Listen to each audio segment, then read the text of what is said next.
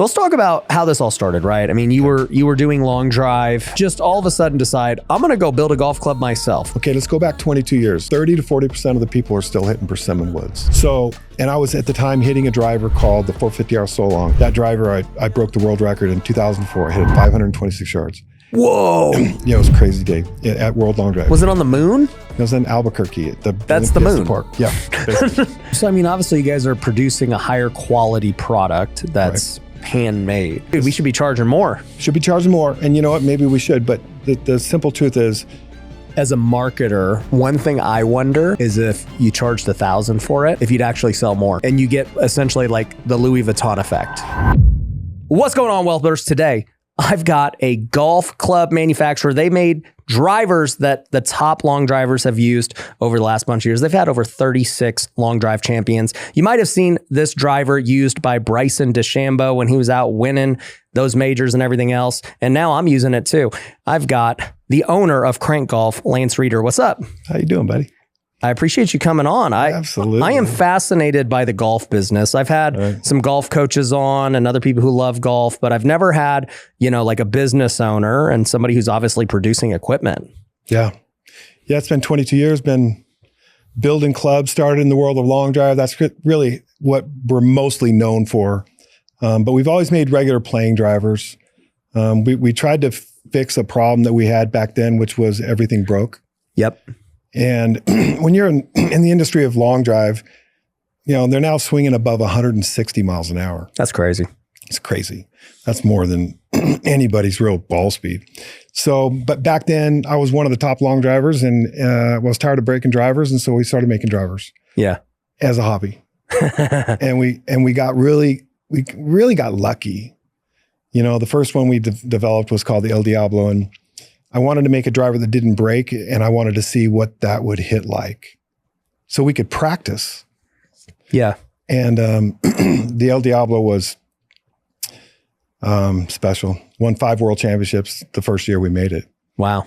And so we learned a lot from that lucky beginning with all the rigidity and durability and bulge and roll and all the stuff that we did. Yeah. And that was the beginning of this 22-year crazy journey that went from being just fun to being pretty serious. Yeah. Yeah. Yeah. I'm fascinated to hear about production and how all that happened because, it's like, I can't ever go interview the guy who created Titleist or anything else and hear how did it start? What were you guys doing? Yeah. I don't know. They've been around forever. Generation, yeah. So it's cool to see, especially because there's very few new players into the golf world. It's really hard to break through these big companies who've been around for a long time. Yeah. So I'll start off and say the way I heard about you is interesting. So I started golfing about a little over 3 years ago, coming up on 4 now. And the only reason I started golfing was because real estate. I bought a piece of land that I was going to build my dream home on, and it was on a golf course. I didn't buy it because it was on a golf course. I'm just like, hey, you know what? I mean, most nice neighborhoods are in a golf course. Yeah. So I was like, I might as well start golfing. So I joined the club. I started getting lessons. Yeah. And I used to be a pro baseball player. So I was already athletic and I started to pick it up and I was like, dang, this is kind of fun. Yeah. And then I got addicted. You got the bug. I got the bug, started getting fitted, all this stuff. I first was hitting TaylorMades and dude, literally I would crack the stealth every 1 to 2 months. It was crazy. Yeah. And I was like, this is weird. So then I ended up doing a deal with Titleist. And so Titleist hooked me up. I went to TPI, got irons, drivers, all this stuff. And I love my Titleist irons and everything else. But one thing that I could never figure out was my driver, because I would hit it so hard and so far, but it was always so inconsistent. Right. But at least the Titleist never broke. It didn't break like the TaylorMades. I mean, yes, Titleist is pretty durable. Yeah. So that part was good. So then I was getting a lesson from my golf coach. His name's Drew Steckel. And he's like, bro, I'm going to put you on the launch monitor. Let's just see what's going on. Because I told him, I go, dude, he knows I hit it far, but he was like, let's just try and figure out what's going on. Let's look at your spins. Let's look at all this stuff. And he goes, bro, your swing speed's 130 right now. And you're just It's cruising. Yeah. Yeah. And he was like, That's very special. Yeah. He's like, try to let one rip. And I was like, all right, 134 and 193, 195 ball speed. And he's just like, bro, you don't realize how like crazy this is that you have no training. Right. You're using a normal club. Regular length driver. Yeah. Yeah. You're just swinging it that fast. Super rare. And he's like, seriously, you don't know. And I was like, I don't know. It's just what I've always done. And he coaches Kevin Na and all these guys. Right. And he's like, swing 105. Yeah. Yeah. Kevin, every time I play with Kevin, he's like, bro, I would have so many majors if I swung as hard as you do. I know. He's a heck of a golfer, man. Yep. So then Drew goes, dude, you need to check out this company Krank. It's the same thing Bryson did. When I was coaching Bryson, he had the same exact problem you have. Right. He knows he's hitting it square, yet any kind of mishit goes crazy. Right. He's like, that's what's happening to you. Like, we're looking at the face and everything of where the ball's hitting. Right. And the result is, he's like, those drivers aren't built for that kind of speed. Nope. And so I looked it up. I messaged you guys. Then we got connected. Right. And now I'm freaking crushing balls with Krank. And I can say, I mean, it's still early, but like it definitely, like the mishits do not go crazy right the way that my other drivers have always been. I can tell you there's the technology is completely different in what we do because we're cut face forged compared to cast and all this technology or all these details. What's most important is this, that you have to have the curve on the face. You have to have that bulge and that roll, right? Yeah. And we've always had more than everybody else. And the reason being is because I believed early on that if you had more bulge and roll, you're going to have more durability and it was going to have more gear effect for super high swing speeds. But I was thinking that was what the most important thing. I've had a world championship won with a driver that was 7.7 bulge and roll. No one even would think of that. If you look down at it, it was really curved. What is bulge and roll? Just because most people don't even know. I didn't even know. So bulge and roll means the curve on the face of a driver. You have some too, by the way. So I mean, if you're on YouTube, you can see this. So check it out. So there's curve here. Yep. This is bulge. And there's curve here, which is roll. It's called gear effect. Oh, I didn't even know that. Okay. So the horizontal is bulge. And then vertical is roll. Okay, got it. So what happens is it's meant for gear effect. So if you hit it off the toe, so if this face is flat, and it's easiest understanding, if this face is flat and you're pushing it right, it's going to go right and not create that spin that pulls it back to the middle. So like with Bryson, the reason he was struggling so much is because virtually every single driver doesn't have enough bulge and roll. So when he would hit it and he would overhook it, it would hook and go left. I know that feeling. Hook and go left, right? Instead of it going straight and hooking left, you're going to push it right because the bulge is going to push the ball right. And then it's going to come back to the middle instead of just going off. And it's the same way with the heel. So bulge and roll is critical for the directional control. Like our driver is so much straighter hitting than any driver on the planet. And a lot of people say, well, my misses are just not nearly as bad. And anybody, if you're going to hit any driver dead center of the face every freaking time, you'd be on tour. You're going down the middle. Okay, anybody can hit. If you hit the center of the face every single time, it doesn't really matter. But nobody does that. Yeah. So you're really trying to say, what are the mishits going to do, and are they manageable? Yeah. And so, with all the stuff that we do, we know for a fact that the mishits, the off-center shots, are way straighter with a crank driver. And the likelihood of it just being wild and off, gone, house gone, is way reduced because of the way we build our drivers. Why don't other companies who've been around 100 years do that? It's shocking. Like, because their face is not bulge and roll. It's they just have straight. Bulge. No, they have bulge. But like, for instance, bulge and roll would be like this. So it's really a circle. So if you're bulge, if you had the simplest way to say is if the circle is 20 inches in diameter. Yep. That curve is the bulge would be half that, which would be a 10. Yeah. So 10, bulge and roll. We're 8.5. So the lower the number, the more curved the face, or the smaller the circle. I see. Does that make sense? Yep. So we are 8.5. TaylorMade and Callaway and Titleist and Ping, they're 11 or 12. Yeah, their circle's bigger. So it's flatter face. So it's flatter. You've condensed the circle and therefore it's more rounded because the face is like essentially the same size, but now Just got more curve. It's more curved because it's smaller. It's got more curve and there's more durability with it. It's kind of like a mountain when you think about it. Yeah. Like if you had like a 1-inch circle, like it would be really curved. Yeah. So that's really what it is. And so we have more curve because we want more gear effect. When you hit a ball off the toe, we want it to go right and come back to the middle. Yeah. If you're a flat face driver, it's either going to go and never come back, or you're going to overhook it and it's going to go left. And that was really what was happening with like Bryson's. And it's the same thing with World Long Drive. These guys need to hit the ball straight or nothing matters.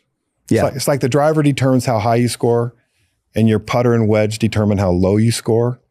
But your driver will ruin your game quickly if you can't manage it. Oh, I usually would go OB at least once or twice around. Yeah. Because of a slight mishit. That's right. The goal here, and I also think it's important to understand, we don't do cast insert face drivers. We don't use carbon. We don't use glue. We're 100% titanium, and our face is 100% beta titanium cut face forged, which means that we are the most durable metal. What do other people use? They use alphas, they're alpha titaniums on the face. Yeah. And they don't use cup facing. Cup facing is really what gives the super rigidity to the face so that you keep the weld off the face. What is cup facing? Like what is? Cup facing would be like, here's a fun one to see. I brought this as an example. So this is actually a driver that is welded like us. This is a cup face. And as you can tell, see this weld along this line? Yeah. Around the bottom? Uh-huh. It's not on the face. Okay. Callaway Taylor Pink put an insert piece in here, welded in, grind it off so you can't see it. Oh. It's a big difference. This metal right here is significantly harder than any other driver there is made with this. Was that your old model? Or it's one of our old models. Yeah. But I brought it and I've always kind of kept it to see that we really have a crown and we have a bottom, we have a hosel, and we have a face. And we hand weld every single one of them to get this. No one would do it. And you said, you don't see a lot of new companies coming out. And the reason being is because it's so hard. Yeah. It's like, the very thing that we hate the most is the thing that protects us the most. Yeah. If it was easy to do, everybody doing it. Yeah. I mean, you can. Do you think they don't do it because you can't do it at scale at the level of clubs they're selling? 100%. Yeah. You cannot build a crank. If Callaway needs 2 million drivers, guess what they can't do? Yeah, they ain't got time for that. They don't have time for this. And so the goal is to say, look, how do we keep some performance? Or obviously their goal is to have performance, but they have different materials now. They're gluing pieces together. I mean, they have far less welding. Who wants to weld when you can glue? Yeah. And that's really their entire body's carbon body now is glued onto the face. It's crazy. So, I mean, obviously you guys are producing a higher quality product that's handmade. Right. But like I even noticed your guys' pricing isn't any different. Like you guys don't like charge crazy prices for a premium product. Because as a business guy, I'm like, dude, we should be charging more. Should be charging more. And you know what? Maybe we should. But the simple truth is we're mainly in the US.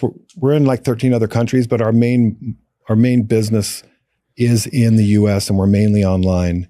And I want more crank drivers in the field. Yeah. And so if I say, okay, we're $549 and you have $150 off, you're paying $400 for a crank driver. I would rather get $600 for a crank driver, but that would really significantly reduce the number of units in the field. So I want to sell more, so I'm going to keep the price down a bit, less than everybody else. As a marketer, one thing I wonder is if you charged $1,000 for it, if you'd actually sell more. And you get essentially like the Louis Vuitton effect. It would be really cool, but you better have some serious advertising dollars behind that. Yeah. And make them feel like that it's not just an elite performance, but it's an elite style. And so that's potential, but pretty risky for us in our position. Yeah. Yeah. Or maybe try like making a really Gucci'd out version. I know. We've done that actually. Okay. We've done a few of those. We have a version that's got the flag top on it that's super cool. Yeah. That we do for veteran events. Well, because I'll tell you, like obviously I'm like a business guy who likes to golf, and I golf with other well-off guys. Right. And so it's like, yeah, I mean, the normal everyday golfer, they wouldn't buy a $1,000 driver, right? But for me, I bought a $2,000 putter because it was like a one of one. It was cool. Right. Which we could do more of that. Yeah. But I think, and in the future, I think we're going to do some more customs because we could do some customs because we can do really great. I mean, they're already handmade. They're already handmade. We just got to hand finish them. Yep. Into the styles we want. Yeah. I think it's something that we've really looked into, doing some customs during the year. Yeah. That would be cool. I think you guys would kill it. A company I really like, who I buy a lot of products from, is Swag Golf. Yeah. Like I think what they're doing is so smart with all these drops every week, and they're all custom, cool. They're new, they're limited. People they sell out in seconds. Yeah. They're charging $300 for a head cover. People are paying it. They're paying it. That's what I'm saying. Like, I bought one of their one of one putters. It was $2,000. I was like, dude, this is one of one. Like, I'll buy it. Right. And then even their number ones, they're like $1,000 for a putter, and it's like people pay it. And I think if you have but their design is next level. But also remember that if you're doing a 200 unit drop, yeah, you can charge what you want. Exactly. If your goal is to sell 50,000 of them, yeah, okay, then you're going to have to watch your price. Yeah. And and you go to Asia, like in Japan, they pay way more money for drivers than we do here. Really? And oh yeah. And they'll pay extra for a sticker that's from a specific fitter. Oh. Like if you can buy a driver that this one's fit, there's another $250 for a sticker. I'm not sure that would fly very well in America. Sorry, but that's just the truth. Maybe if you start signing the driver, hand welded by Lance, dude. Hand welded, hand finished, hand assembled. Yeah. But no, I think in general, we're just trying to manage the market as it is. Yeah. And now that they're starting to finally get some more price increases. Think about it. For a long time, the price of drivers didn't go up. COVID created that. Whatever the economy situations were. Then you had PXG selling drivers for super expensive. Then they went down to $199 to $299. Oh, did they? Which was hurting the market, in my opinion. And so I think, in general, I think we're in a good place. I think now that some of the drivers are at $549, $599, $649. Yep. We all need to make money. Yep. And our drivers are so crazy durable that we have people still playing our very first version. Your drivers are too good. That's why these. Oh my gosh, they're lasting too long. Yeah. Well, that's like the iPhone. Yeah. The iPhone, they got caught purposely like slowing it down. So you have to upgrade. Yeah, I'm telling you right now. I mean, if you really understood like the face of the driver, we talked about the Bulge and roll. The fact that our face does not flatten because we learned how to make a face that didn't flatten for the guy swinging over 150 miles an hour. So now making a driver for 130 like you, yeah, or 100 or 80 or 70 or 60 or 50. I mean, my wife swings 62 miles an hour. I can go super crazy thin in the face of that driver as long as it has a little bit of curve in the face, and it will never break and it will never flatten. So there's the biggest problem that people are realizing that they're experiencing with the major drivers out there is that they don't know the face is flat. Dude, so that's what Drew told me. He goes, yeah, your driver hasn't broken, but I guarantee it's flat. I can tell you that's broken to me. Yeah, well, 100%. But the majors don't consider it broken. You go in and say, hey, my face was a 12 and now it's a 17 and I can't hit it straight. I used to hit it really good for the first 2 months that I got it. And now all at once I can't hit it. Is it me or is it the club? But I had somebody put a Bulge and roll gauge on it and it's at 17 and it's unhittable. And they're like, well, we don't consider that broken. Yeah. I mean, you know what? I consider that broken. Yeah. If you can't build a driver that doesn't flatten out, you should be working on your R&D. Yeah. Why would you do a thinner face? I mean, obviously like they don't swing as hard, so you don't need to do a thicker face, but is there an advantage to a thinner face for them? There is. I mean, one of the things that I chose to do 7 years ago, which was really stepping outside the box, but I figured out that it really wasn't fair to have super slow swing speed or even moderate slow swing speeds to hit the same face thickness as you. Yeah. Or me or Bryson. But if you buy a Callaway, TaylorMade, Titleist, Ping, PXG, any of them, they make one face thickness and they tell you that, hey, John Rahm hits this face thickness, and so should your grandmother. Yeah. Can we just be honest? That's completely ridiculous. They don't, it doesn't work. Yeah. So if we understand spring effect, right? Because every driver has the potential of spring effect, right? So if, let's just say as an example, 0.83 core, if anybody follows core, that's the maximum allowable by the USGA that you can have spring effect. So it's 83%. So if you fire a ball into the face, it can't come off the face faster than 83 miles an hour. Got it. If it comes out at 84, it's considered non-conforming or it's over-conformity. Yeah. Right. So if John Rahm is hitting a Callaway and he swings 120 miles an hour and his core is 0.83, okay, the maximum core. What's the core of that driver for somebody that swings 62 miles an hour? What is it? 1.1. There's no spring effect in it. So not only are they hitting shorter, they're getting no additional spring effect. Because they swing too slow. They swing too slow for the face thickness. Yeah. Correct? So I said, I don't think that's fair. And I can fix that problem quite easily because our metals are so crazy and our cut face forging is so good that I decided to make 3 face thicknesses and sell the thinnest face to the slow swing speed. Yep. And the middle to the middle and the normal face thickness to the people that are fast because we are already durable. So the big question is what happens when someone like me or you hits the super thin face? We're going to crack it? It hits 30 yards shorter and it breaks. Yeah. So there's no point in us having it. We can't make a driver hit any further than the one we have.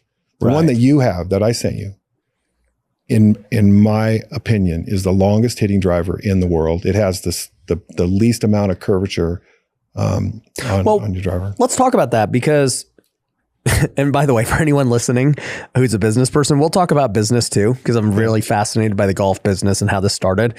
But I'm also selfishly interested in becoming a better golfer. So I want to understand the technology. Right. So if it doesn't apply to you, well, sorry. So next thing with that note. So why do you say that this one can go farther than that one? Because I've heard that before. And then I look at what you just said. The USGA says, hey, you know, like everybody's driver essentially needs to, you know, be at 0.83 and like, that's it. So like, how could you possibly, like, I understand why I can hit it straighter and why you could be more durable. Right. But why would it also go further? Because the fact that we're harder with more curvature, we're able to go thinner. And we can create more spring effect because there's a lot more to spring effect than core. And they don't even use core anymore. It's called CT, which is way more complicated as a pendulum tester. But because the way we store energy and release that energy back to the ball quicker, we have more rigidity in the face or in the body of our driver than anybody else. So you can actually get more spring effect from having a super efficient energy transfer back to the ball. So I can tell you right now, if you look at our driver, the way that we have all the durability in the body and the rigidity, look at how many, we have all these louvering and stuff. We do those for a purpose to actually stop the body from deforming when the ball hits it. Yeah. We want that energy to stay close to the face and back to the ball quicker. We are the most efficient at that, which makes the ball go further. And we have less curve, lateral angular spin, so we have less curve. A ball that curves less goes further. Because it's going straight. Correct. Yeah. So all these things come into play, and so people say, well, why everybody's maxed out on core? There's so much more. There's other variables. It's not just core. There's other variables, big time. That they don't basically have a limit on. Correct. And that's how you're maximizing past core. Correct. That makes sense. Other question I have is, okay, so I understand the driver head. Shaft. Yeah. How much does this play into it? Big. But it's not more important than the head. Yeah. There's 1,000 great shafts out there. There's like 2 good heads. Yeah, because you guys on your website don't have like all these customizations of shafts like a Titleist would. Because we have 2 really good Fujikura shafts. Yeah. One is the Speeder X Tour and the Speeder X Light Tour. And so we manage shafts. As long as you have a really, really good shaft that's fit for your swing, You know, I mean, and what is your handicap? If you're a 20 handicap, that means you swing the same twice every 20 swings. I mean, it's a joke, but your shaft doesn't matter. You're not consistent anyway. I mean, it does matter, but I think it's important to understand that, people say, well, I'm going to get fitted. Well, where are you going to get fitted? You're going to get fitted in a box in a simulator. You're going to get fitted on the range with 5,000 balls. Well, what happens when you have one ball on a tee box and your buddies are watching? Ooh. What happens to your swing then? Oh, can I fit you to that swing? Yeah. Because if I can fit you to that swing, you're going to have a really good fitting. Yeah, we're not fitting for just trying to hit the one that went the longest or that's how people fit. The outlier. That's why they're in there, they're swinging, they're warm. They've hit 27 balls or 127 balls, and they finally get their body in a position to where they get their fitting. Then they go back and they hit 10 balls in the range and go to the tee box, and they can't hit the thing anything like they did in the simulator. Well, they got fitted in a way that isn't relevant to a one swing on a tee box with their buddies watching under pressure. Yeah. You've got to fit to that if you want to be really fit. Trip, but that's true. Like in World Long Drive, I never fit a person on the range. Really? I would fit them on the grid. I'd say, okay, so you're the king of the grid. Guess who was? I was the king of the grid. I mean, of the range. But you get on the grid, you have 6 balls, the clock's ticking, you got 2 minutes and 45 seconds, and everything's on the line. What does your swing look like then? All at once you're hitting it, 4 degrees higher. You can't feel it. You can't feel the change. Yeah. I mean, that's the same thing in any sports, in baseball, anything else. Yeah. What do you do under pressure? And if I can fit you to that swing, you're going to have an incredible setup that you can play great golf with. Different way of fitting. Yeah, that makes sense. That's why we have 36 World Long Drive. I fit them on the grid, not on the range. And then the long drivers, obviously, they use like a lower loft head. Yep. Oh, for sure. Then they're using way longer shafts. Not way longer, 48. Back in the day, when I started, there was no like people have 50, 72.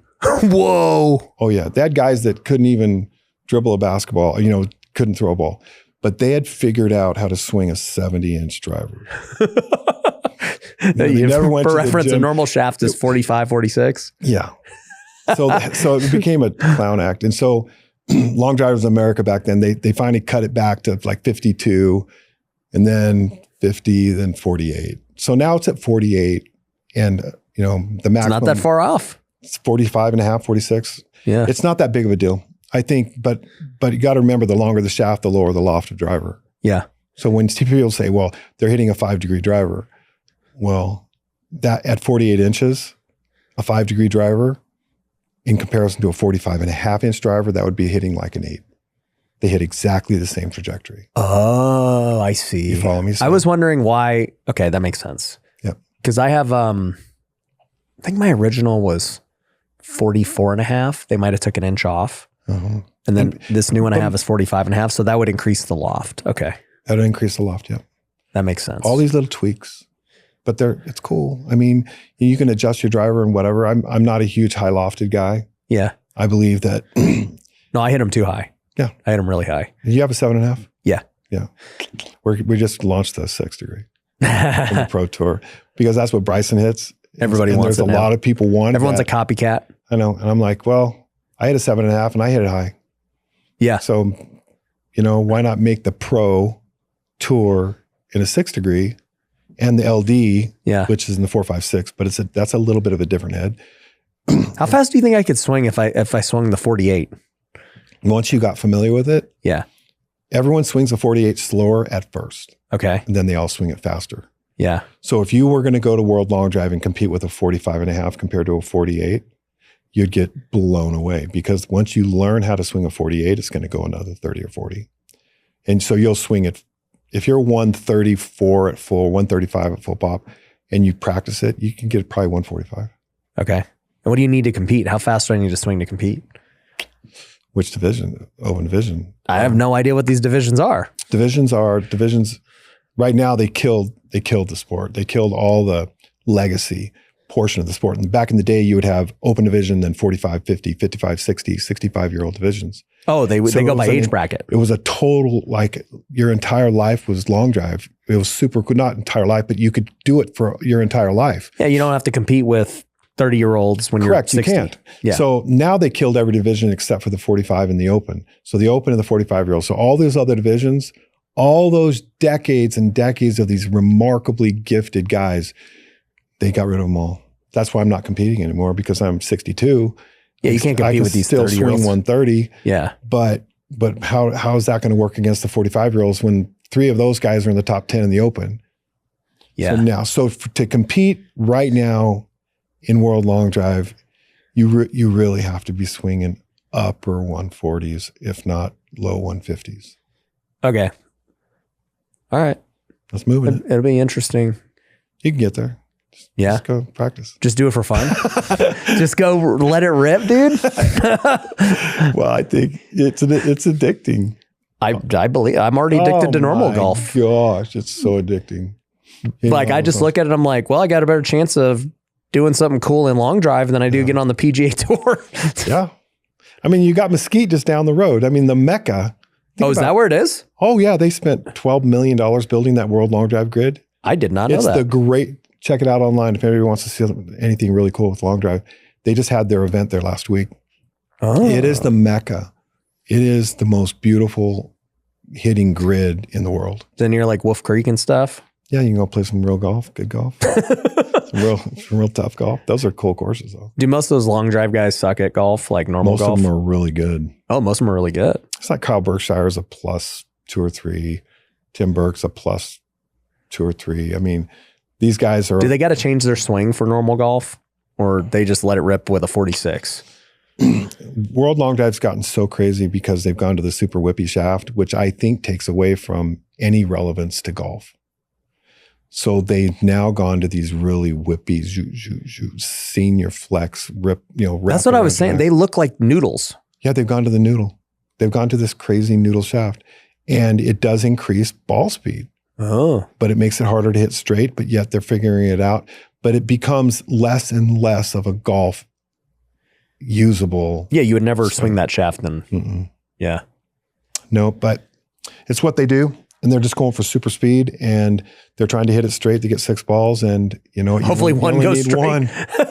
But honestly, people say, well, look at these long drivers. They're freaking swinging over 150 miles an hour. I mean, the fact that they even get any of them to go straight. I know, to get one on the center. And the pressure is there. And once you have the ability to swing like that. Yeah, I've seen that guy who does like that, like half swing, and then he does it again. Oh, yeah. Yeah, that guy's... Seb. Yeah, I'm like, how the heck does that gain momentum? That makes no sense to me. He still swings over 160. I know. It's crazy. He's a big dude, though. And then you guys have like the mini driver now. Why are people obsessed with mini drivers? That's a good question. So here's our new mini driver. It's 11.5 degrees. It's built exactly like our driver. Yeah. I mean, the hosel, every single thing, it's just a smaller version of it. Here's why. That even though I think we're the straightest hitting driver in the world, not everyone hits it straight. And so the reason you would have this is it's between the 3 wood and the driver. Yep. Right. And so you can hit it off the tee box, and this is crazy straight. Like this is crazy. How high would you tee it up? Not as high as the driver, probably just about 3/4 of an inch. But not like a 3 wood, like close to the ground. Remember that you can take this off the deck. Yeah, I know. It's like flat. This bottom leading edge, which is critical, will actually pick off the ground. So if you're looking hitting a 300 off the deck, that would be tight. Yeah, it's really what it's meant for. So you can take it off the tee. I personally like to hit my driver off the tee. Yeah, because I hit it pretty straight, and I think we have a very straight hitting driver. But I can tell you that this does have advantages for accuracy, and also if you really want to reach that par 5, and it's just the 3 wood's not going to get you there, this is going to give you another 20 or so off the ground. Yeah. So for long guys like us, it kind of probably doesn't make sense because I don't need it for a par 5. How often do you on a par 5 you can't reach into? Right. And then unless you had a drive that didn't work. Yeah. But even then you're probably going to lay up. So if you're 320 out and because you hit a drive that didn't work out, are you really going to just... No, you're laying up. You're laying up. And then The only time I think you'd use it is off the tee box, and if there's trouble over 300. Yeah. But for long, everyone's got a different game. It really comes down to how far do you hit your driver. Yeah. And how accurate are you with that driver? Yeah. But if you're a big time hitter, I'm like, I don't even carry a fairway wood. I have a 2-iron, tricks on driving 2-iron. So you're driving, 2, 3, 4. What's your normal drive right now? At 62. I mean, that's a loaded question because it's a roll or whatever. But I mean, I hit a lot of balls at 350. So 62 years old hitting at 350. So I can still swing, I can cruise on a course at about 128. At my age, that's pretty good. That's crazy at anyone's age. Yeah, it's fast. But I used to be 150. Right. So this is like slow for you. I know. Yeah, I'm just getting old. You're just like, yeah, this is screw it. I don't want to hurt my body. I'll just go at 130, nice and smooth. But the crazy thing is, you really feel like you're swinging just as fast. And the only reason you're not is when it doesn't go as far. It doesn't go as far. Or you're on a sim, you're like, seriously, that's not what's happening. Or you watch a video of yourself. Yeah. We just got back from Puerto Vallarta playing the Vidante course, the Greg Norman course. They just had I played there. On. Yeah. Do you love that course? That course is so nice. They got the bridge, right? The bridge. Yeah, you like go through that bridge. Yeah. It's tight. And it's got we played it for 2 days. My wife's quite a golfer. Yeah. My wife just got into it a year ago. Oh man, that's so cool. So now we can travel. We're actually going to Cabo in a couple of weeks. Mm-hmm. And it's the first time we're like, yeah, we're going to go golf together and it's going to be fun. And going to Quivera. Well, she started golfing 2 years ago. And the whole point was she played college tennis. It's such a cool experience, especially at our country club, to get her involved in all those events. And when we travel now, we can be more effective at golf. And we travel with our clubs. And so, I don't know. It's a good life, man. Oh yeah, no, we love it. We got to golf. Yeah, I'm surprised it took this long for her. Only 2 years. I know. Yeah. She grew up on country clubs and refused to golf. Yeah, she just chose the other sport. And now everybody's playing pickleball. I know, and she won't play pickleball. But my mom played college tennis. Mm-hmm. It's funny. My whole family, I come from a line of athletes. Everybody played a different thing. So like my great grandfather was an Olympic water polo player. My grandfather was in the NFL. My mom was a college tennis player. I played pro baseball. And then I'm pretty certain my kids are going to play golf because that's all I'm interested in. Yeah. I'm like, yeah, I mean, we can go play baseball, whatever. It's the greatest sport in the world. I mean, let's face it. You're going to be on the greatest properties in the world. Oh, yeah. You're going to travel. You're going to be able to play till you can't walk. Yep. And, it's a great social experience. I mean, we're not trying to change the world at Krank, but I will tell you, we do something that's super special, is that we are providing more fun because we make multiple face thickness. We're taking these people, we get it all week long. I haven't hit 200 yards in 5-10 years, and I hit 200 yards twice yesterday because of this driver. Yeah. So our drivers like the double X, the Fire double X, is going to take you from like 160, 170 to 200. That's a big deal. Oh yeah, dude. You're not a threat to the game at 200, but the game is a lot more fun. Yeah. And no one else is going to give you that. Yeah. You can talk about the fast guys. Think about it. 99% of all golfers swing under 105. Right. 90% of all golfers swing under 90. Yeah. 90% swing under 90. You were talking to my guy Brian just now. We'll throw him in that category. Yeah, we'll give him a thin driver. Thickness. We'll give him the same one as your wife. And then he'll drive as far as you. No, but no, you can't do that. You're going to gain 25 to 30 yards, maybe 40 if there's some roll. Yeah. But we are making a difference, and it's not like we're changing the world, but we are making a difference in the fun of the game.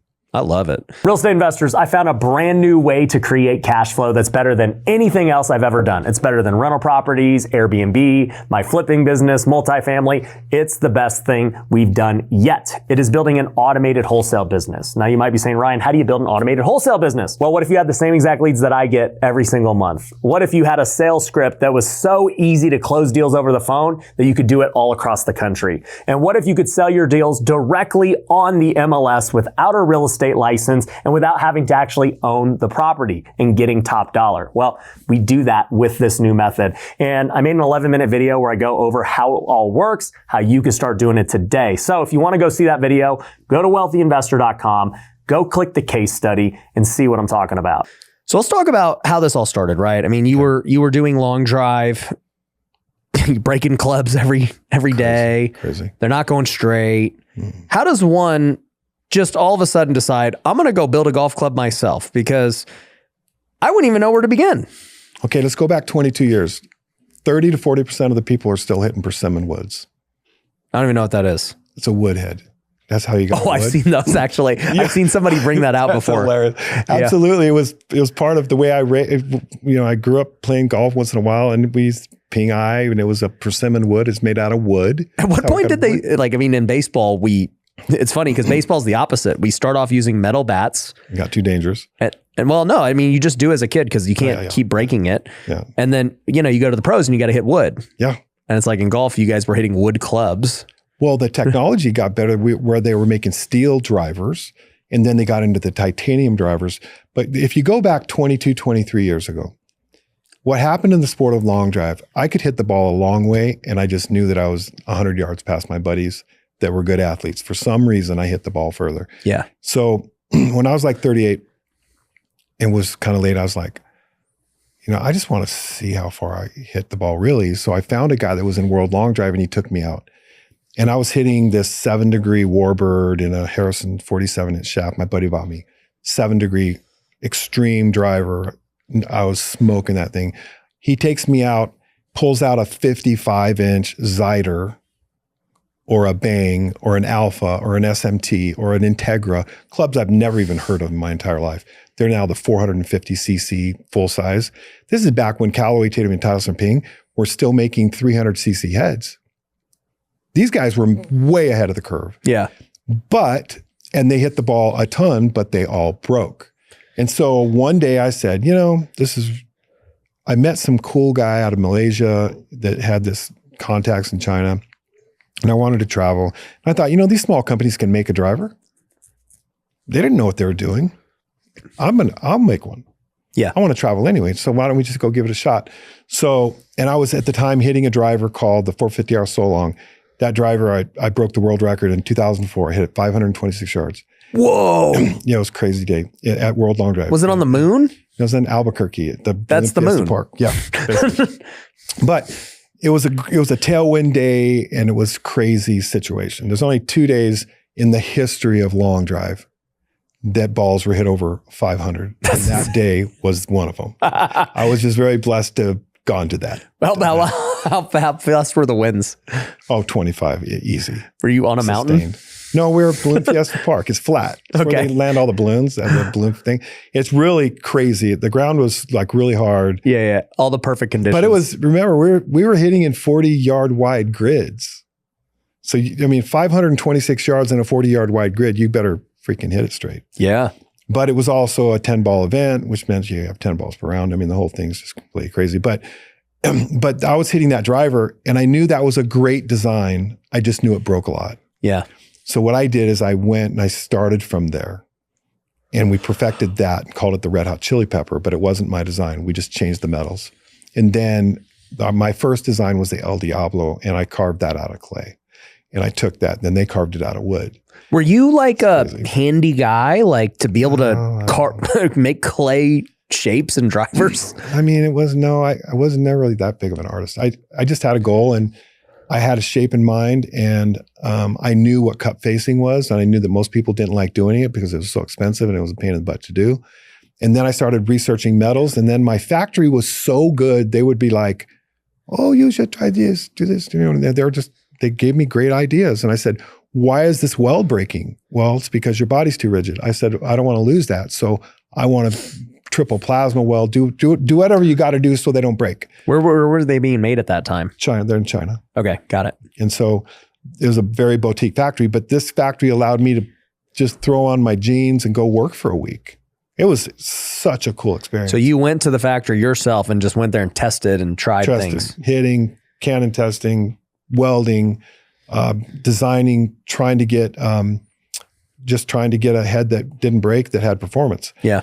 So it was a cool moment in time in my life, and it was fun. And we created the El Diablo driver that won 5 world championships. After that point, it was like, oh, we got to make sure we make regular playing drivers too, or we're not going to go broke, right? So we had to make the 9 degree and the 7.5 and the 10.5 and the 12. Yeah. And so we started selling those drivers.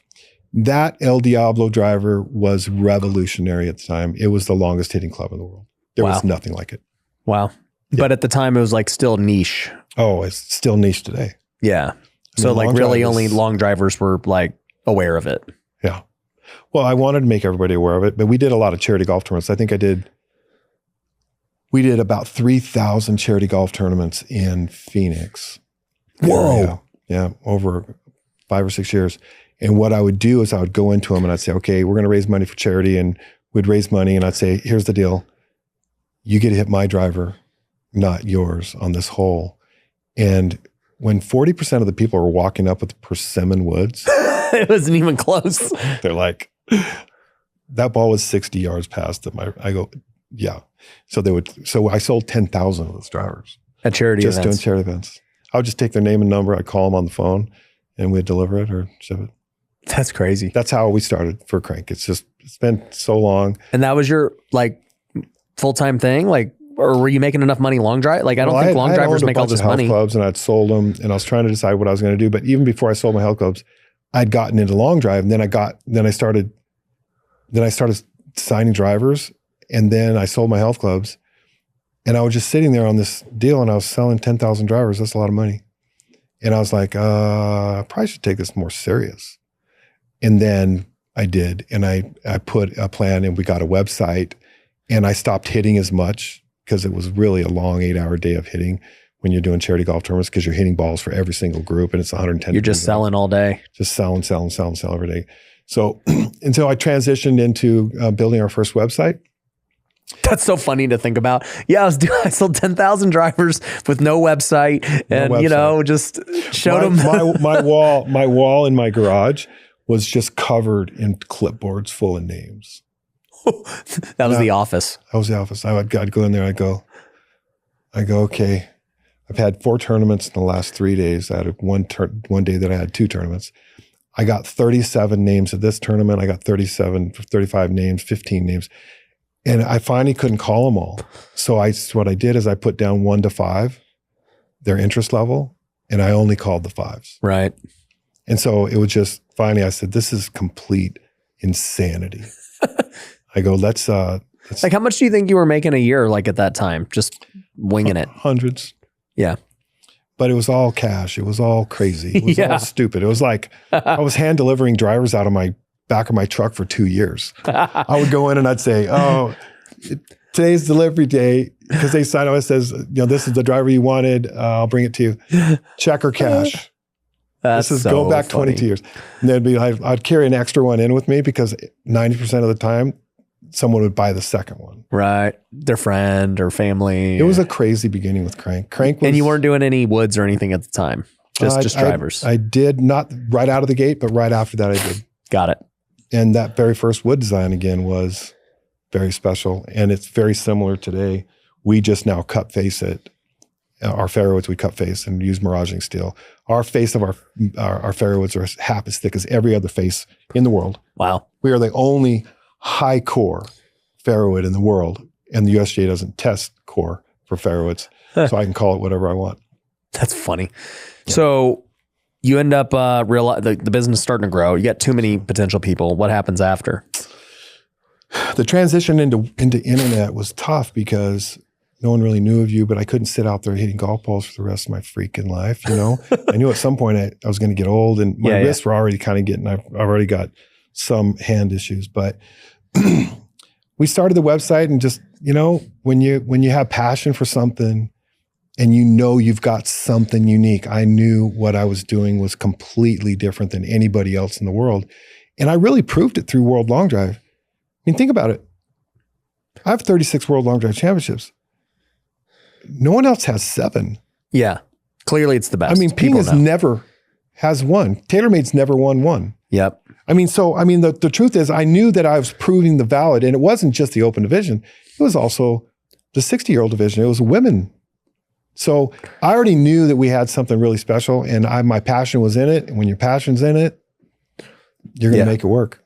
And so little by little, I put things together, and building out of the garage and shipping, and FedEx showing up every day, picking up 7 boxes, 10 boxes, 30 boxes, 100 boxes. And then little by little, you just grow. And then you learn from every single head, and you tweak it and tweak it and tweak it. The little small changes sometimes make the biggest difference in these heads. And that's really what we've done. So we're on version 18 right now. Wow. Yeah. Are you like the other manufacturers where each year you'll come out with a new one, or how's that work? The reason that everyone does that is they need the money. Yeah. I mean, It's like a new car. It's like a new car. It's like anything else. But I think back in the day, when you have 5,000 total customers that have ever bought from you when you first couple of years, what happens is you have that database, and you've got to give them something else to buy. Yeah. Even if it's not better, but you try to make it better, but you do know that you learn from every single head. And so that's kind of how we went along. The fire driver, our current fire driver, 3.5 years.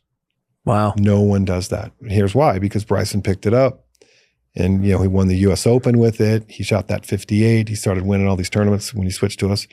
And that brought so much growth for us that it would have been completely insane to change it. Yeah. How many were you selling before all that happened versus now, would you say? I don't know if I can tell you that, but we're multiples. Yeah. Yeah.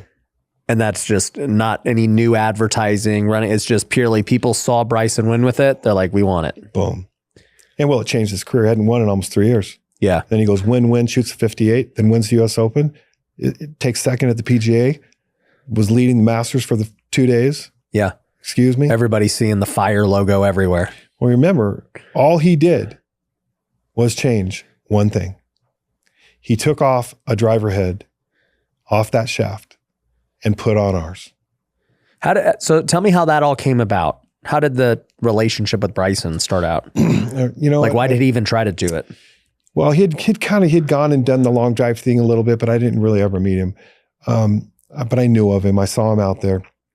And this was really at the very time with COVID, slowing down my interest in long drive. His coach, Mike Shy, called me, who I didn't know. And he said, my name's Mike Shy. I'm a good friend and coach of Bryson DeChambeau. He wants to try a crank driver. And I said, he just probably saw all these long drive guys using it. Yeah. Started talking to people. Well, and he's breaking and flattening faces. Remember, flat faces are bad for Bryson, anybody fast especially. And so I said, put him on the phone. And put him on the phone. I said, here's the deal. What do you want to hit? He goes, I want to try 7.5. And I said, I have a 6.2. So I sent him 2. And I said, you're going to experience something that's going to blow you away. Your curve is going to reduce. He calls me the next day. He goes, okay, this is crazy. He goes, why is this driver curve 60% less than any other driver I have? The curve is 60% less. He goes, it's not okay that it's doing it. I need to know why it's doing it. Yeah. And I said, let me teach you about Bulge roll. Let me show you why that gear effect and why ours can be used for so long because our face doesn't flatten. So we start with more curve on the face and it stays there. Whereas everybody else starts with less and it flattens anyway. And so I said, so you're going to be able to have a lot of durability on it. And so 10 days later, he shoots that 58 and wins the tournament. Then the week later, he wins again. Whoa, it was that quick? Boom. It wasn't even like he was practicing with it. No. He just switched it that fast. Boom. And then he said, well, tell me about your fairwoods. I go, I have the greatest fairwoods in the world. I don't build 2 clubs. I build my cut face forwards fairwoods they're miraging steel. They're half a stick in the face. They're super high spring effect and they don't break. So I sent him my 3 and 5 wood. It's really a 9 degree and a 12 degree. But he's hitting the same. That fairwood lasted over a year. He replaced it eventually because he slammed it on the ground and broke it. But he said, my last fairwood, I would have gone through 30 and I'm on the same one I've been playing for a whole year. He goes, it's crazy. How do you make these that don't flatten and break? I go, because we're really good at making drivers and fairwoods. We know what we need to do to make sure they're high performance and they have durability. And so that's kind of how it happened. And little by little, it's just crazy. And things are even crazier now because of all this other stuff he's going through. But I can tell you, he's currently hitting crank. I just sent him 7 more heads for the Masters. We'll be at the Masters, and I hope he keeps winning and keeps hitting Krank. And the goal with Bryson out of the gate, and I've told everybody this, he said no contracts, no money. When I want to leave hitting it, I'll let you know. But I'll hit it as long as I feel like it has a benefit to me. And that's how this relationship has to be, just completely good to go. You've never had to pay him? Not a penny. That is He doesn't want to pay good marketing. But he didn't have to pay me for winning another 50 million. Just kidding. No, but I'm saying manufacturers, my biggest problem with the home manufacturer side is that I was going to say that the best stuff in the world that they go win with, and then we pay them when they win too. I don't understand that. I think when we're supplying them the highest level of everything, and a lot of it's really custom, it's a lot. Yeah. Well, I think about, why don't more guys use Krank, right? And they're all locked in on contracts. Like that's one of the unique things that Bryson is that he doesn't need the money. Yeah. I mean, he's LIV already gave him $100 million. All he cares now is just, hey, how do I win? Yeah. And I think that's a really, really cool place to be. But let's not forget, he hadn't won in a long time. Yeah. And life is, yeah, don't matter how much money you have. Being an influencer, doing all the things, doing all your YouTube stuff, like I can promise you it's much more successful if you're winning. For sure. Than if you're not winning. And the advantage to winning the US Open, oh my gosh. Yeah. I mean, he won it. He fought his crazy butt off to win that. Yeah. And he's an animal. I mean, he is the best striker of a golf ball at speed in the history of golf, of pro golf. Right. I will tell you right now, he is that good at speed because he's so fast. But our driver is also so good. Like if you watched his last performance, his driver performance, it's completely crazy. He's driving 400 yard over and over again. It just boom, boom, boom, boom. Our curve is perfect. He doesn't always hit it perfect every time, but he hits it way more perfect than he would with any other club. He hits it way more perfect than anyone should be at that level of speed. At that speed. And that's really what sets him apart. He gets more in trouble with his wedges and stuff than he does with his driver. Yeah. And he knows that. But he's getting... Maybe we need to get Rory using yours. I would love it. Oh my gosh. If Rory started using it, he might start winning again. I would walk with Bryson. I would with all these guys, Cam Smith and Rahm and these guys. Yeah. If they were hitting my driver, those crazy out of bouncers, those crazy hooks, right, left, that just doesn't happen with our driver. We are way less of a miss. I just can't get him. I just can't. I've tried. Well, they're all locked in on contracts. I mean, they're not always. I mean, I quite a few of them have actually had my driver in their bag until they sign a contract for something else. I mean, it's like it's really crazy. Yeah. Because the advantages of getting off the tee box, and I've said this a couple of times, Cam Smith, if you're watching, you hit Krank. I know you just signed your deal with Titleist again, but if you're hitting our driver, you are rocking. Yeah. He's one of the greatest golfers in the entire world, and his driver's costing him big. Yeah. And that's fact. It doesn't mean that Titleist isn't a good driver. It just means he's struggling with that. He would never have that problem with our club. So that's out there. Yeah. He's really should be winning a lot, and he's not. Yeah. And it's driver based.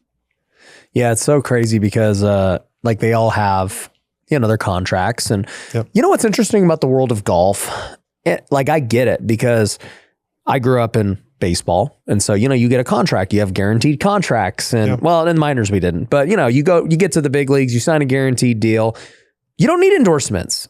you're going to get paid. But in golf, you got to pay your own way to all these tournaments and do these things. And unless you live. Yeah.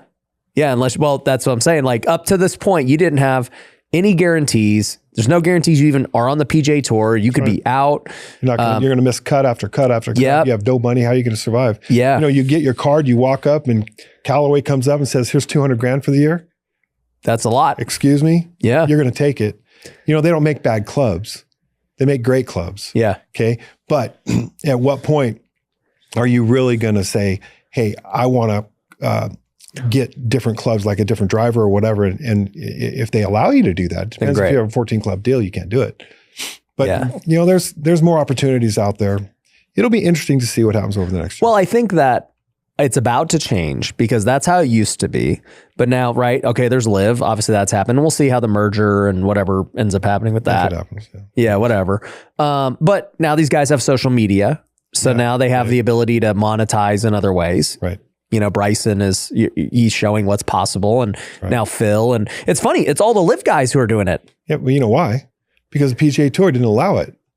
Let's not forget. Yeah. Let's not forget.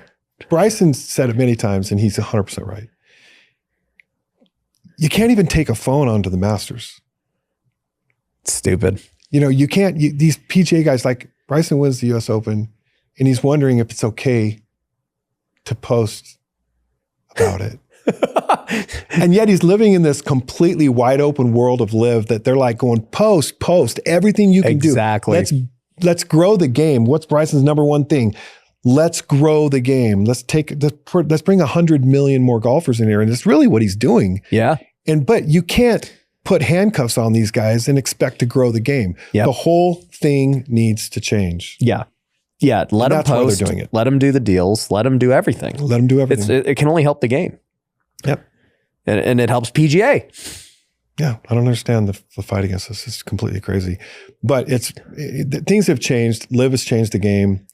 They raised the money for the purses for these guys and all the things that are going on. Remember, a lot of this would have never happened without LIV. Yeah. Well, then you see TGL. Yeah. And these guys doing cool too. I think do that. Do everything. DP Tour. Let's bring all this stuff together. Let's make it a worldwide sport. And well, I just saw Good just sold for like $45 million a piece of it. Yeah. You thought about doing anything like that, raising capital, going even bigger? Yeah, we've thought about it. I've been approached on a few different things. I think we're complicated though. I think because we are a hard goods, handmade. It's hard to scale. It's hard to scale unless you want to go into your large retail chains like Dick's and Golf Galaxy and PGA Tour Superstore and play that entire game. Woo. Well, maybe that's where that higher end product comes into play. Mm-hmm, maybe. Hey, the hand welded one is $800, $1,000, whatever, right? And then we got our Dick's version and yeah, but what are you gonna say? Well, you got, I don't even know how to make a crappy driver. I couldn't even bring myself to do it because I'm horrible at selling stuff I don't like. But I think it would be tough. I think we can do some custom finishes that would be super cool. Yeah. And custom head covers and stuff like that. Well, that's what I was thinking too when you were like, hey, it's hard because these we don't want to compromise and just make something, like have people buy something for the sake of buying something. And it's not even any different, whatever, right? Right. And then we have the other problem of we're too good. They don't break. People don't buy because they don't break. Oh yeah. Right. So to me, the answer is you just make cool custom ones. Like I would keep upgrading. 100%. I've made a lot of custom ones. Yeah. If you just made it look different and it's cool, I'm like, oh yeah, this one's got the green flames. Cool. Let's go. This is the St. Patty's Day launch. And it ain't hard for you guys to do, I would assume. And we could do it. And we have a new site. I think like a marketer. So I can tell like you don't care like as much about marketing as me, but I'm like, bro, we could blow this thing up. You know what? And after 22 years, we've done so many different customs and stuff like that. We're in a different place now. We have a different website. We just launched a new website. It's really smoking. And we have our driver selector tool and a lot of things that we could actually bring in and be more effective at doing a limited edition 20 or 200 units of this or that. And my factories will do whatever. They're just hungry for business. So we'll probably do some cool stuff with that. I think that'd be great. What about irons? Irons are tough because exactly how are you going to make a better iron than a Strixon? I was about to say like the iron technology, like what do you do? They're steel and they hit. They're fabulous and they're good and you've got a lot of really good ones, but there's no technology. And where's your spring effect? It's not a cavity. What are you going to do to make a better putter than Lab or than Scotty Cameron? I currently use a Lab and they've sent me stuff too. And like, I can feel that the technology difference is very different. Yeah, I'm definitely going to get one of those Lab putters. What's the one that's got the round back? Yeah. Well, it's the DF3. Yeah. That's what I have. I've been watching some guys putt with that. It's like crazy. So I want to do that. But how do you build a better putter? How do you build better wedges? How do you build better irons? Where's the technology? Well, it seems like Lab is doing putter and you guys are doing driver, but nobody's innovated an iron. I mean, you've got a Voda that built the curvature in the face, the Bulge, one that Bryson's using, that they created that bulge in the face of an iron. It's very limited, very small, but it just sucks that ball back to the middle. Huh, I've never heard of it. Remember? Yeah, it's called a Voda. They're smoking. That's what Bryson's hitting. They're printed irons. Oh. So there's one thing that's super cool. That's an innovation. That's an innovation for sure. But if you can't do the roll, but you can do the bulge. But let's say, for instance, what would be another technology that could be brought into irons? There's no cavity. There's no. I don't know what you could do, and it's really hard to sell irons online because of the lie angle. You have to be perfect lie angle, right? Can't be toe in. Yeah. Can't be heel in, right? So I think I'll leave it alone. Just do what we do well. Just do what we do well. You know what? And the truth is, we already make 4 different drivers. We make the Fire Pro, the Fire X, the Fire Double X, and then the Fire LD. They're all different. That's just the different faces. Different faces, right? And then we've got fairway woods that are 2 wood to 15 wood. Have you ever seen a 15 wood? No. Oh my gosh, this is crazy. This would just shoot high. It's like my lob wedge. But think about it. I mean, how many hybrids do people have that are super high lofted hybrids? So the concept with us is we not only are the only cup face miraging steel fairways that are high spring effect, we also go all the way up to a very high lofted 15 wood, which we don't sell a lot of, but it's still pretty cool. Yeah. What are like the best selling woods? Just 3 wood, 5 wood? Yeah, 3 and 5, 3, 5, 7. But then now our 2 wood, we just launched a new 2 wood that's 10 degrees. Yeah, you sent me a 5 wood and a 7 wood. They're really cool. Why is the 7 wood becoming popular? That's a great question because with the right shaft, because remember they're both important, the head and the shaft, it's going to be more consistent hitting than a 4 and 5 iron. Yeah. So when you're seeing Cantley and all these guys, Finau and these guys all carrying that 7 wood, they're replacing their 4 iron or 5 iron with it. Right, that's right. That's crazy. You know why? Because it's straighter. It's more forgiving. They can square that face up more consistently than they can a 4 iron, especially if they're going for straight directional landing on a green or anything like that. I was actually telling you that because I was like, I'm not sure how far this is supposed to go because I've never had a 7 iron, but it's the same as my 4. And I was like, yeah, I'm like, so I don't know where this makes sense. Maybe I just don't need a 4. You just don't need a 4. I can tell you right now, because they're dealing with 14 clubs, they are taking out something. They can't leave their 4 iron in if they're going to put in 7. It depends. Certain guys hit their irons really long and certain guys don't. Yeah, my irons are really high. So I feel like I don't get the roll that other people do. So it's really like not as far as people think based on how far I drive it. Right. I'm kind of that way too. I mean, I'm not a super long iron player because I'm actually trying to be a better golfer. I'm not trying to cream it. I used to, I'm definitely a full club back. Definitely. Yeah. Either I'm getting old or this year, my irons have come back, but I switched to the Strixon 7s, which are not quite as heavy as my previous 6 Strixons. So I think I've lost a little bit just in the head itself isn't as heavy. Have you, I was watching John Daly on YouTube golfing with Phil and Grant Horvat and stuff. And he was saying he just made his iron stronger just so in his mind, it just is like still the same.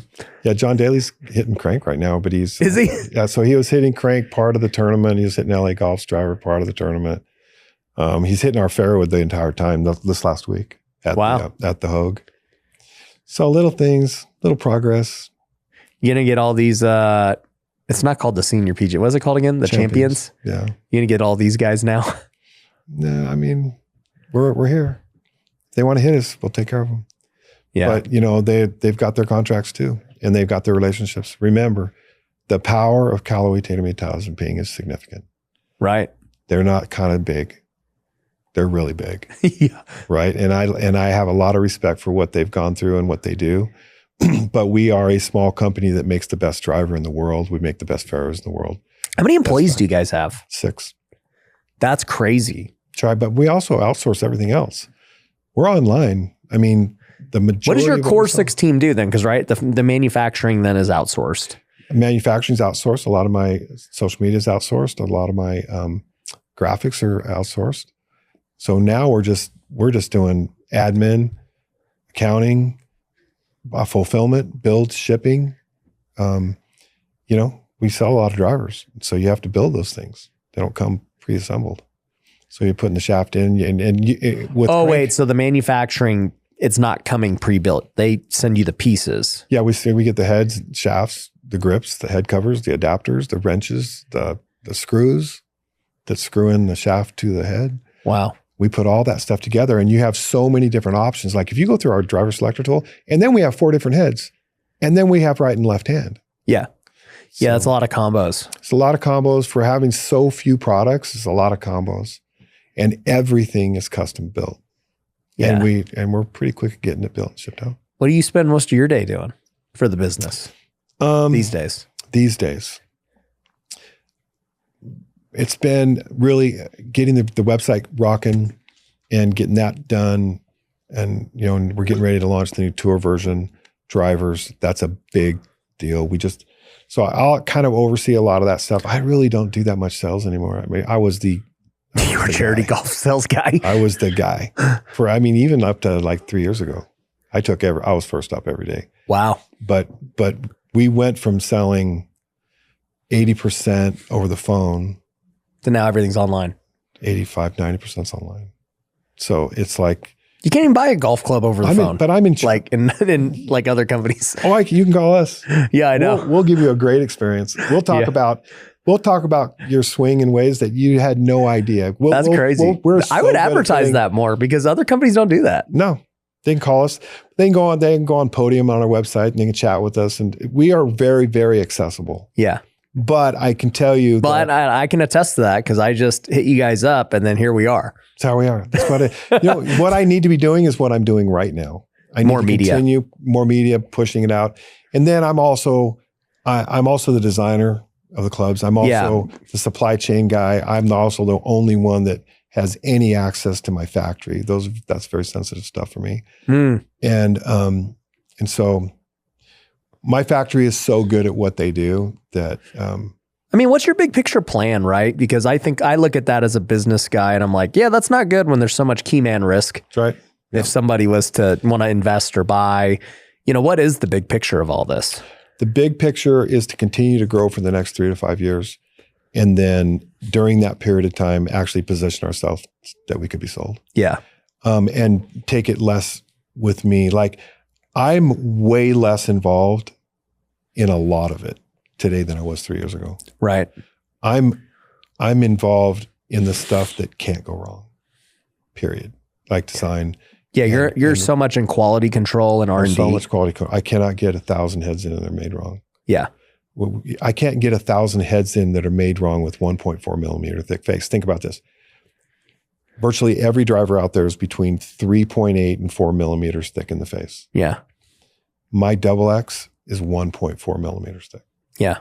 My X is 1.9 and my conforming pro driver, face thickness is 2.7 millimeters. So how do I go 2.7 millimeters and virtually everybody else is 4 millimeters? Yeah. We're both conforming, but how am I able to do that?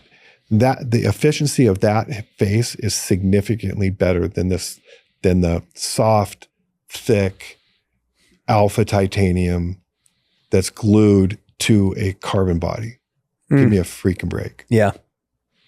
Dude, if I was even listening to this podcast, I would just use Krank just knowing like who you are and the amount of effort and care you put into it. Thanks, man. Like I'm like, you know what? Even if it doesn't work, I'm going to believe. Like, I'm going to believe that, like, this has to be better. It works. Like, I've given drivers away to people. Like, it's really even. And I know it works. So I'm just saying, like, I would still like, what is it? The placebo effect? I'd be like, dude, he's telling, like, I for sure am going in feeling confident. Anyway, but I mean, we really have fought our way through this crazy industry. 22 years. I mean, Krank is an established name right now, but I can tell you, I have so many cool experiences with people that I don't even know that will call, or that I'll, even at my own country club, I gave this kid a driver. He's like, he hits it with me. Like, he's as long as I am. And I'm one of the longest at the country club. Yeah. And he's a young kid. He's like 23 and he's moving it at 130, whatever. And that's fast, right? Yep. But he's all over the map. I mean, if he mishits the ball, it goes sounds crazy. Like me. So I give him a Krank driver. I just give it to him. I call, his dad's there with him. I said, look, I'm going to give, the only reason I'm thinking of not giving it to him is because he's now going to outdrive me. Competitively. That's the truth. And so I gave him this driver, and it had a Motore shaft in it from Fujikura, and he's like destroying it. He goes, do you understand, when I mishit a ball, if I one arm it going, I'm so out of position, it's in the houses. He goes, your driver's still playable. Yep. He goes, this is the craziest club I've ever seen in my life. And then we have this big skins game. He outdrives me 3 straight holes. He had never done that. And it's like, give it back. He's my driver. I mess with me. But no, it's really fun. And I think it's fun to talk to people that are hitting 200 yards that haven't. It's fun to see some of these gals that are hitting 140, now hitting 170. These are all the little benefits and fun that we do. It makes the game better. We're committed to what we do. Yeah. And we do it really well. I love it.